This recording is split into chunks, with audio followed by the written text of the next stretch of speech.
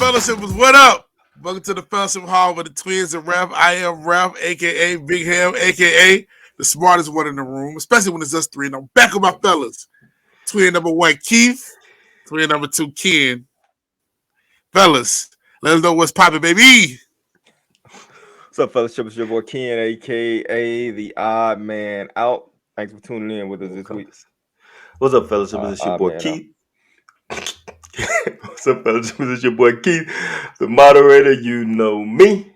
I know you. You know what we're doing today. We are doing Power Book 2, Season 2, Episode 9. Hey, Keith. Should Lauren come off for... You just gonna leave her there? Hey, let's dive in and see. Go ahead and get us started, Big Ham, since you asking questions. Hey, man.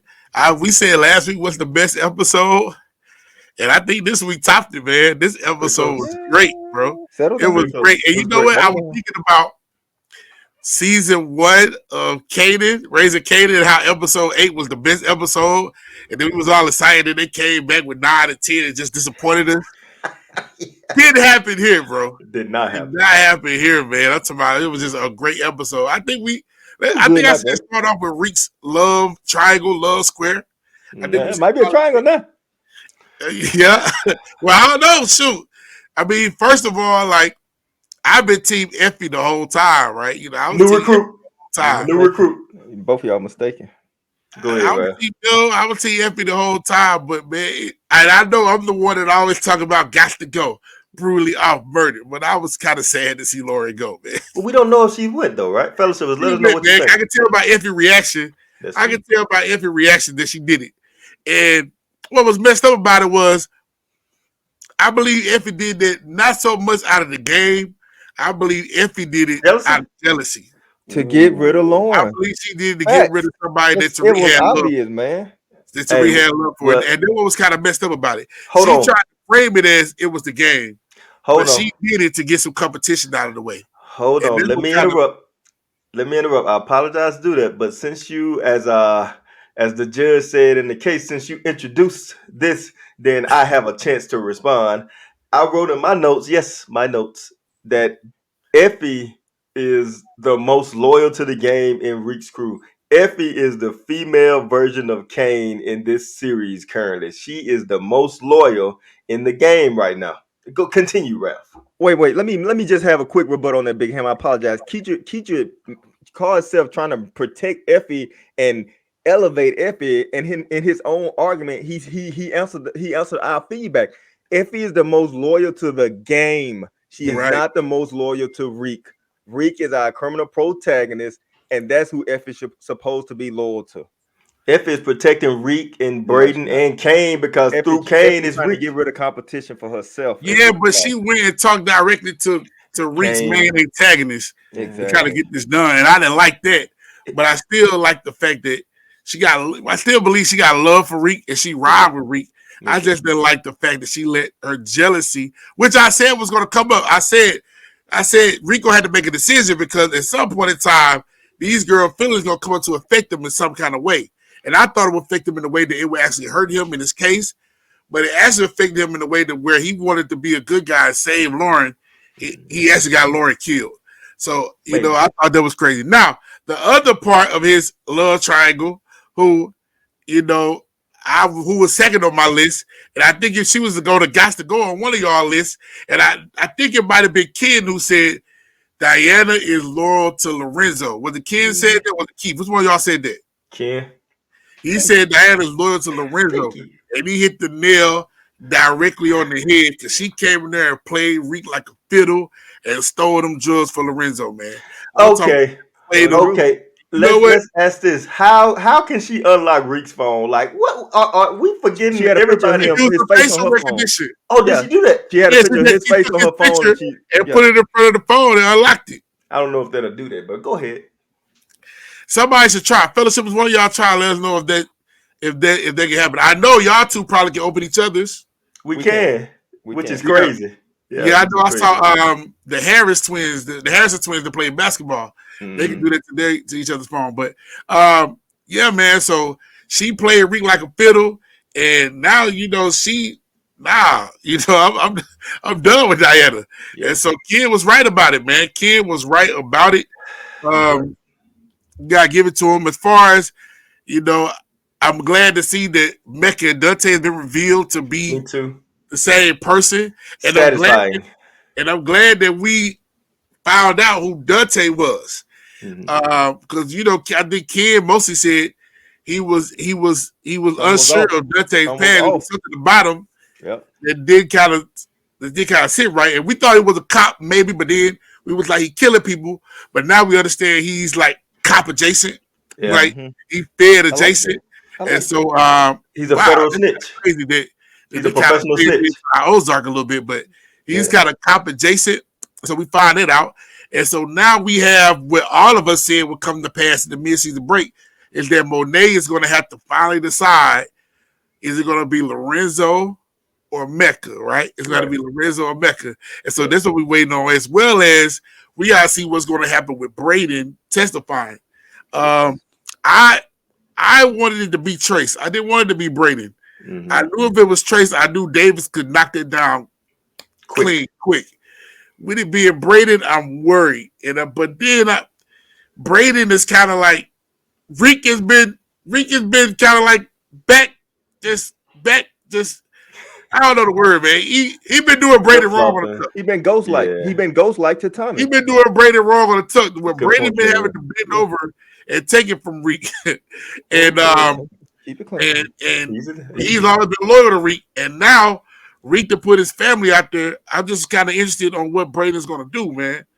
So man, that's a good storyline, man. It is. I mean, the writers were in their bag on this episode, bro. On this season, actually. This season, really, but this episode, they were in their bag, bro. Like everything came together. Everything came together. And so it was a great episode, man. And I don't want to take up a lot of the reaction. I want to lay some space for y'all. But I thought it was a fire episode, and I'm really excited about Gots to Go, man. Yeah, me too. All right, Ken, I'm gonna let you go before I go. But I did want to say this. I want to give props out. I'm usually not doing this, but I want to give props out to Big Hamm, as he called it. Monet probably went down south and had a baby, and then came back up. He said those exact words about going down south to have a baby. So props to Big Hamm. But the props king is the moral compass, because he called 3 things, and I was against him, but I have to give it to him. So fellowshippers, let me refresh your memory. Ken from day one said Effie was not trustworthy, and he still had a grudge against her for what she did to Reek at Choke. Now, we're not saying that Effie is doing things wrong right now, but she's definitely going behind Reek's back. Number 2, Ken said that something was off with Mecca, and something was. He wasn't a cop, but like Ralph said, he's kind of like cop adjacent. He's like a federal snitch or a professional snitch or whatever you want to say. And lastly, hate to say it, but he called Diana being kind of not so for Reek, but more so for her family or herself, or Lorenzo in this case. So Ken, hats off to you. Don't get the big head. Go ahead and give us your reaction. Yep, and his reaction is probably going to be on point, because he just been on point the whole time. All right, settle down, Ralph. Settle down. Thank you, I appreciate that. And it pains me that it hurts you to admit that, because I thought it was a quorum. I thought it was the 3 of us against the world, the 3 of us projecting out information to our fellowshippers. But says the man whose name is Moral Compass, because he has to keep us 2 in line. Yeah, exactly. I think I need to add smartest one in the room to that moniker based on what you and Big Hamm. Hey, hold on. Go ahead. Just telling what it is. But anyway, Big Hamm hit a lot of good points, and he did. It was a good episode, so I'm not gonna retouch on the things he did. But one thing that we saw was Tate being loyal to his word, but also kind of flipping on his brother, or at least stabbing his brother in the back, which was a little bit in the chest. It was kind of rough. Hey, but I'm sorry, man, but Kamal's facial expression was muddy in the background. Tate was like, I really didn't hear what he said. Kamal was like, okay. But okay, Mr. Tate, you can step down. But and Kamal was like, but see, the one thing about Tate that I like, though, when he was talking to the old DNC dude, He did mention he's not fired. He's not gonna be fired. He's too smart. He'll be all right. So I think even in his mind, he knew that he was going to turn on his brother in a sense, but he knew it wasn't going to be damaging enough to negatively impact his career. At least not that we know of right now. So I thought that was a cool. That's another Ghost-esque move, man. Yeah. Ghost would constantly screw people over for his own prosperity. Yeah. Tate is calculating, so I give it. I don't like him as a character, growing, man. I like him, man. I like him. He's on point. He knows how to play the game, and that's cool. Yeah. I think the one spot in the movie that just made me so angry, which is somebody that we kind of disliked throughout this whole Power universe, TV show, is Trace. TV show. What? You said movie, TV show. Continue. I thought I said Power universe. Man. You know what he meant. Go ahead, kid. Okay, sorry. Obviously, the moderator needs to mute himself. But anyway, this whole Trace interaction is really bothersome to me. Like he just snitching out everything he can, and I guess I don't understand why why was he there? Yeah. I don't understand why the prosecutor has to question him in front of every member of his family. That didn't make sense to me. His dad was telling the lawyer to be quiet. I want to hear this. That's his stupid. Dad also saying, tell him stuff in front of the person that can indict him. His dad know better. Yeah, it's crazy. So that was something, and that was and I still want that Joker to catch a bullet. But if he ain't gonna testify, I don't know what's gonna happen. And then Big Hamm already hit on it. Effie going behind Reek back to talk to Kane was bothersome to me. And like Big Hamm said, from day one, immediately when I saw that, I wasn't like, okay, she's trying to protect Reek with all her life. She's trying to get rid of Lauren. And that's the sole purpose of it in my mind. She's trying to get rid of her competition. So I thought it was a good episode. The one thing that bothered me with the writing, Big Hamm said the writing was so on point, and I said almost, was the way it ended. And the whole thing when Mecca comes back and Kane and Monet there and they talking to him, and then Monet saying, "Oh yeah, we want you to kill Lorenzo," and Kane like, "I'm with it." Kane is on board. All that junk, and Mecca just immediately going for it. Mecca has been so smart, so conniving. He knew Kane stole the drugs immediately. I called it. So smart. Yep, he's so smart. Except for when it comes to Monet. When it comes to Monet, I know that weakens him, but it's like, come on, Mecca, man, you gotta. That bothered me that he was just like, okay, let's do this, or blah blah blah. And seemed like in the next episode he gonna be having some reservations or something, but I don't know. We'll see. But that's the only thing that bothered me is Mecca has been rock solid this entire series as long as he had his two personas separated. And then when they came together and Monet was there, I guess she's still pulling the shoestrings for him or the puppet strings for him. But I thought it was a good episode minus that point. It's Ralph said that we didn't know what Brayden was gonna do. Brayden is loyal to Reek with all his heart. He couldn't even kill Lauren with his own life in danger. That's true. I think Brayden is gonna ride for Reek. I think Brayden gonna get on the stand and he's not gonna say anything to implicate Reek. I don't think he's gonna say anything to implicate himself. I'm interested to see what is said, but I think I'm looking forward to seeing that because no matter whether you hate him or love him, Brayden is loyal to Reek. I think he is the only one on the episode we can say is truly loyal to Reek. And Reek is not always loyal to Brayden. And that's the thing when I watch it, I'm like, they really just basically turning Brayden and Reek into Tommy and Ghost. Oh, definitely. We figured that was gonna have to be, but I feel like Effie is more the Tommy right now. Anyway, great review by both of you guys, or reaction by both of you guys. I got a question before I get to my quick reaction. Do you guys think that Brayden could possibly fall on the sword on the stand and say that man, I think Brayden gonna pull the plead the fifth. Good point. I didn't think about that, Big Hamm. I guess it's possible, but I don't know. I guess we'll see. All right. Great reactions again. Let me say a few things that you guys maybe said or didn't say. But number one, I think it's finally about time. And I don't know if I said this in a comment. And, I hope it don't come off harsh, but it is what it is. I think it's about time for Yaz to go the way she did in the original Power. 1 or 2 episodes, and then they don't have a third child. She choked on Angie's necklace, and that was about it. I think it was a bracelet. The piece of a bracelet or whatever she got. That's about it. Ken brought it up, and I was gonna bring it up. Tate is screwing his brother. Like if I think if we were in some kind of criminal organization, I find it hard for me to throw you guys possibly under the bus. But I guess if we were in that situation and extenuating circumstances, I guess we would see. I don't know, man, because you like the biggest Ghost fan out of all three of us, man. You okay, I didn't want to do this, bro.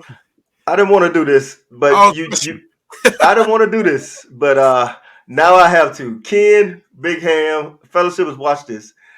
If we three were in some kind of criminal organization, and which one of us three would be most likely to throw the other two under the bus? I'll go first. Big Hamm. Ken, you go second.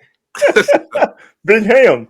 Thank you. Big Hamm, we don't need yours. It would be me. You know why? Because that's what the person would say. I can't. Everything would be on me. I had to be the one to do all the killing. Yeah, so you would be the one that needs the protection the most. Throw me under the bus. I have all the bodies. It's a good point. That's a good point. But Ken, that's why he would be the one most readily to turn, because he the one got the most to lose and the most to gain. Anyway, y'all forgot to touch on this, so we got to bring our boy Zeke in this. Who was behind the shootout? Who was behind the shootout at the basketball court? They say Lorenzo, but I have no idea. I think it's too convenient for Lorenzo. I don't think Lorenzo would have did it. I think it was Becca. You think Becca was doing it to bring him closer? Yeah. That's not a bad idea. That's not a bad idea. Yeah, they did all that shooting. They hit nothing. They didn't hit nothing. And Mecca shot back, didn't hit nothing. Hit nothing. Mecca came out, shot back, didn't hit nothing. Exactly. And we know he can shoot, and he didn't have no cover. Yeah. I mean, why would they just pull up on a basketball court? Pull up on him out of nowhere for no reason? On top of the fact that Lorenzo was not upset with Mecca for not getting the drugs. Lorenzo knows that his own people stole those drugs. Yeah, that's true. Remember, look, the hit wasn't supposedly on Mecca. It was on Zeke, right? Well, we don't know who was on Ken. All of them were there. They didn't say that it was against Zeke or against Monet. But no one knows who Dante is except Monet and Zeke. So how will Lorenzo have a hit on Mecca? But why would it be? Why would somebody be trying to do a drive-by on Zeke, bro? Exactly. See, that's what it said, Ken. He must have messed with somebody's little sister. Something. Who knows, man? Ken, I think that they said that Mecca said Lorenzo was following Monet, so that's why the hit came out. Maybe. So that's where he's trying to spin it. GTG guys, because they already wiped them out. They all did. Yeah. So we'll see. That's just something interesting. Fellowship, let us know who you thought was. What was he going, y'all, when he tried to run? Where was he going? Remember, they were hiding behind a trash can with cover. He decided to go out. He decided to take out running. Monet had to grab. Yeah. Man, Zeke is a funny character, but they writing Zeke like he got problems. Like, first of all, Zeke is older than he is. He's still doing stupider mistakes than he was supposed to be. All right. So they write Zeke like he's not very smart, and he played a not very smart role good. Even though they said herself, she said he can't think. He's not the type to be able to think through this stuff on his own. Yeah, that's true. So they doubled down on him not being very smart, man. So yeah, that's what it is. But anyway, it was a decent scene. I feel like that Zeke asking Monet about Carrie kind of proves what the Fellowship was said last week in the comments, that Monet likely killed Carrie or had something, or made Carrie kill herself or something like that. Because why would she lie about going over there? Now she could have said, "Yeah, I went over there to talk to her to see if you were there, and then I left." But she didn't even say that. She lied and said she was with Mecca, which he knew she wasn't, and then he quickly lied to corroborate her story. She needed an alibi though. Saying I went there to talk to her and then I left. She's still the last person potentially seen her alive. It's going to throw some doubt that she didn't have anything to do with it. So she had to do that for Zeke. Either way. But yeah, I thought it was a great episode like Big Hamm. I didn't think it was necessarily better than last week, but I thought that they were probably neck and neck. Another thing I didn't like was like how Diana and Drew went up to the roof and like all the lockers open at the same time. Like that don't make sense to me. Because they had the master code. They had Reek code. Okay. They had Reek code master. Yeah. I'll give you that. But I feel like Brayden is actually becoming a soldier. Kind of like Ken said about they making Brayden and Reek Ghost and Tommy. I still feel like the Effie is probably more of a Tommy right now because she's doing bad stuff behind Reek's back. which is what Tommy did. But Tommy I get never it. went against what Ghost said. Actually, Obviously he he did would all try the to time. kill Angie all at once. Yeah, But for that's the the most main part, thing. he did what he did. What he Hey, but Tommy was right about that. She was supposed to be dead, man. She was Hey, fast. get hey, off Angie. fellowship. If Get you off didn't Angie. notice, Ken and I were both Team Angela, and Rav was Team Tasha. So All day. again, Rav would be the one throwing us under the bus. Exactly. I was Team Tasha all day. Okay, but now I'm Team Effie. And look, and we're gonna bring that again when we do Ozark. Shameless plug, fellowshippers. All right, Hey, fellowship. wait, one last thing, man. Why they gonna flashback every character from the Power Universe except our boy Ghost? I don't know I'm why they still want to bring bothered by Ghost that, back, man. man. Maybe I'm he's still too bothered big by to that. come back as a cameo. I don't know if he that big, Or maybe but they had to okay. pay him too much. Maybe. Or maybe they feel like that it would be too sentimental for the Power people, and they wouldn't want to see him dead. You know what I mean? But we didn't heard his voice. Yeah, I mean, but it was just a scene. It wasn't like him there for real. It was just like a flashback of a actual scene from Power. Yeah, whatever.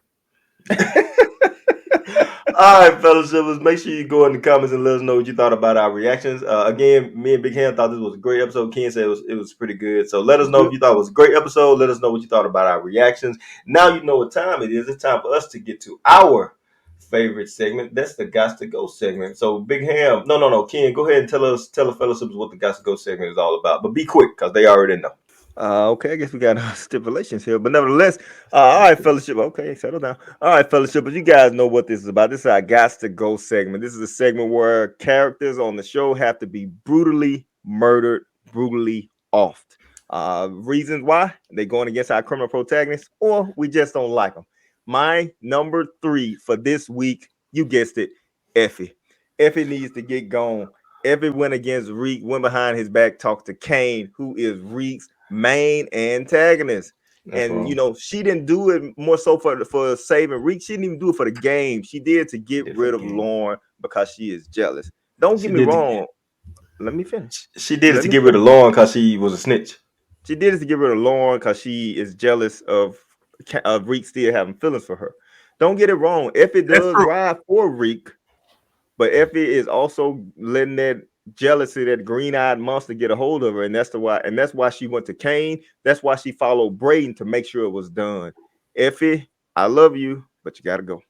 Hey man, he absolutely right, because if she had killed her for just being a snitch, she would have felt guilty about it. Right. You can see when she came in that room and got in that bed, that she felt guilty about what she did, and she knew it wasn't just about the game. Because like Effie said, she loyal to the game. We've all said she loyal to the game. So she knew she had to kill her just because she was a snitch and she wore a wire. It'd be straight. She knew she did that because some jealousy had crept into her heart, man. All right, give us your number 2 then, Ref. Your number 3, Ref. My number 3 Gots to Go. He's been a number 1 for a while, but now he done fell down number 3, and that's Kane Tejada. Kane Tejada. And I'm not gonna let it go, bro. I am not going to let it go. Not only that, on the slick side, he the reason why Lauren had to die. Because that's his own fault. That's his own fault. She caught him and Brayden on the wire together on the day that he planted the bags at Reek Drive. That's true. It always comes back to that, man. It always comes back to that. So my number 3 Gots to Go. Lorenzo Tejada Jr., otherwise known as Kane. Okay. I always have a problem with y'all having Kane on the list. I think I had him on our last Big Ham week. had it on the list. It wasn't y'all. No, I'm saying y'all having him on y'all lists in the past, Ken. Settle down. All right, my number 3 Gots to Go is not Kane Tejada. It is Trace. Brayden's brother Trace is my number 3 Gots to Go. Because of the way he acted in this episode, that means that he is willing to talk about Reek and Kane. Don't care so much about Kane, but talk about Reek. Implicating his brother. Yeah, exactly, Ken. Talk about them so openly, so publicly, that he's just a wild card right now. And not only that, he's risking our criminal protagonist's freedom. It's definitely Trace. He should have been gone last season, actually. And now he's still here, raising his snake head trying to cause problems when we don't need them to be. Trace is my number 3 got to go. I'm surprised he ain't higher, but he's definitely on my list. And I'm gonna go ahead and speaking of snake it back. My number 2 got to go is somebody that I have never had on my list, but unfortunately, it's that time. Yep. My number 2 got to go is Diana Tejada. Yep. Diana, this episode, and forgive my blindness, past episodes as well, is constantly ratting on any and everybody. She is the queen of snitching. Now, granted, she's snitching to her family, but she's snitching to Rick too. Like she just spitting out information, whatever, to help her progress. And I understand some cases why she telling stuff, but some cases I don't. And then she set up our boy. She stole the product that he had stolen. She's putting him more at risk. She get caught up there. More than likely, she'll say, "Hey, I was just doing this for Reek St. Patrick." So he's the one. But thankfully, she didn't get caught. My number 2 got to go is Diana Tejada. Big Hamm, give us your number 2. My number 2 got to go is Diana Tejada. Yep. Diana Tejada gotta go, man. And it's crazy because we don't know where her loyalty lie. Just last week, she was so in love with Reek. She went to court. Before Reek could even text her to ask her to go to the courtroom, the docs was already up. She was ready to go to the courtroom. Court, baby. Maybe a day or two later in the show, she, just that quick, the winner there, sung a sad story. Drug up some crocodile tears. Drug up some crocodile tears and just double crossed my man and went and got all the product. And she know he need that money to pay for his lawyer so he don't go to jail. And just like that, man, she just can't be trusted. She ran out the whole family. Her mama, who she loved at one point in time. Loyal to, yeah. Ran it out, Drew. She ran it out. Just like, she got a leaky mouth. And then she turned around and do that to the dude who she just gave her virginity to, man. Mm-hmm. What? Number 2, Diana Tejada. Yeah. She did? It was insinuated. Okay. She said she wasn't going to give herself to anybody. She was sure. Right. Yeah. My bad. Yes, it wasn't sure. Yeah, pay attention. My bad. All right, Ken, go ahead and give us your number 2. My number 2, I'm not going with Diana. I'm going with the prosecutor, Jenny. Because Jenny is still the one that's digging and going after Reek hard. She's the one that found all the pictures that corroborated Trace's story. Good point. Jenny is trying to do her job. And, and that's something I think Keith mentioned last week. Man, she's just trying to do her job. But no matter, doing her job is going against Reek. So Jenny got to go. Okay, Big Hair, I hate to jump in front of you because it should be your time for number 1. But since Kendrick did this, I'll go ahead and do it. Okay, whatever. All right, my number 1, because Ken said it. Listen, it's Jenny Sullivan, the prosecutor, because I don't want to prolong it. It's Jenny, exactly for what Kendrick said. Like, she's taking it on her personal, priority list to bring Reek down because she got embarrassed in court. So now it's a little more personal. It's a little more personal because she want to beat Davis. She want to stick it to Sachs. She doesn't care about people's lives. She knows that Trace could die. She knows that Brayden could die. She doesn't care. And I wonder if this really in reflection on our real justice system as far as prosecutors go. But anyway, back to the show. She doesn't care about anything except for winning. She's just as bad as Davis, but she's against Reek. So she's my number 1 guy. You know what's crazy though? She got the 48 hours to investigate the witness that saw a second person at the murder scene. And she thought about it. And she had spending her time with Brayden and his family. That's right. All right, Big Ham, give us your number 1. My number 1 got to go. I almost changed it based on the trailer for next week. I almost changed it. Let's not do that. But I didn't. I kept it the same. And my number 1, just because of that one scene in with the lawyers and their family, I want Trace dead immediately. Nice. I want him dead, bro. Just the fact that he was running his mouth, giving away information that didn't need to be given away. I'm talking about information that wasn't even pried out of him. He just singing like a canary, bro. Mm-hmm. He got to go, man. I know that's his brother, And Brayden already got double crossed by Reek with the photo and everything. But my number one got to go just because he singing like Canary, and more so because I have never liked him anyway. Never. Nobody has. He has to go. Hey, Trace and his daddy can go for all I care. If Brayden is around, then that's fine. You know what? Losing his brother and his dad, it might make him a little bit harder. So go ahead, Ken. Wrap it up with your number one got to go. Yeah, there's no point in me prolonging it. You guys have already said it. Big Hamm had him as his number one. He is also my number one. That is Trace. Need to get rid of Trace. Trace is a problem. I wanted Trace off immediately. It'd be cool if Brayden did it, but it probably won't happen. But Trace needs to go. Yeah, I feel like Trace gonna be safe because Brayden is testifying, so that makes me angry too. Yeah. Hey man, I got an honorable mention. Okay. Wait. Before you do your honorable mention, are we breaking the rules of the Gossip Go? I feel like you have done an honorable mention before, bro. I'm the moderator. Man, whatever. My honorable mention, man, is Drew. Wait. Yeah. Okay, why Drew? Like Diana. Okay. Because of the trailer for next week. We talking about episode 9. Let me bring it back up real quick. I have a reason, man, but it's probably too controversial. I'm not going to say it. He's going off script. He's going off script, man. I think I know where you're going. But yeah, I understand. Like it's like, come on, man. Nobody cares about Drew. Nobody cares about Drew's relationship. I really don't care about Drew being Lorenzo's number 2. All I care about is Rick. He's dead anyway, right? It should be dead, man. Bye, Drew. Yeah. All right, fellas. Make sure you let us know what you thought about the Gossip Go list. I think we had a lot of fun, but I think we actually had 2, if not 3, of the same same people. For sure, 2. We had 2 of the same people on our list, so it kind of makes sense. So make sure you let us know. All right, Big Hamm, go ahead and close it out. Let the fellowshippers know where they can see us at and subscribe at, and close us out. Listen, fellowship, we thank y'all for tuning into the Fellowship Hall with the Twins and Ralph. Want y'all to check us out on Facebook. Link with us there at the Fellowship Hall. Also here, like, subscribe, become a real fellowshipper on our YouTube page, the Fellowship Hall. You can interact with me on Facebook at Raphael Hammond and on Twitter and Instagram at HamDog22. All right, continue to lock in with us. We got more episodes coming about the whole Power universe. We also have our finale about Ozark coming up.